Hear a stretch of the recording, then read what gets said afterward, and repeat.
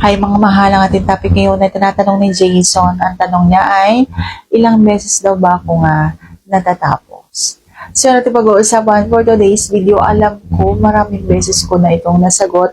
Pero siguro kasi natatabunan na sa sobrang tagal na din yung ibang mga videos ko na nasagot ko na ito. Sa mga bago, kung interesado ka, please keep on watching para bago yan. Kung bago ka pa lang sa akin channel, please consider to like this video and subscribe my channel.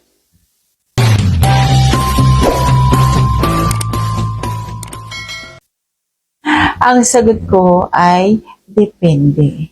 Kapag halimbawang ganang-gana ako, kapag halimbawang sobrang rapsa yung nararamdaman ko, sobrang kiliti, nandun na lahat ng aking nararamdaman, makakailan ako niyan. Pero may mga sandali po na isa lamang. At yung kasunod ay hindi ko na kaya, nakakiliti na. Oo, dumadating din ako sa ganon. Yung sobrang nakikiliti ako. Pero minsan po sobrang rapsa at ayaw kong huhugutin. Okay? Gustong-gusto ko pa kasi makakailang beses pa ako. Minsan po nakakatatlo, apat, at minsan ay 5. Ganon kasi. May mga babae po kasi na makakarami, hindi katulad ninyo na hanggang isa lamang kayo.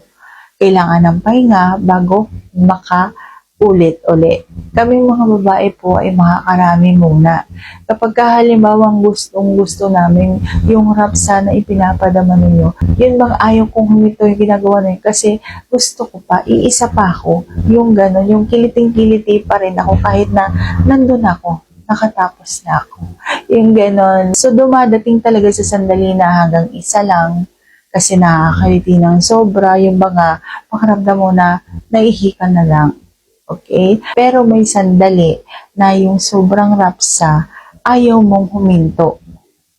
Ganon. So, sana sagot ko ng tamang itanong. If you like this video, please consider like this video and subscribe my channel. Thank you for watching. See you on my next vlog.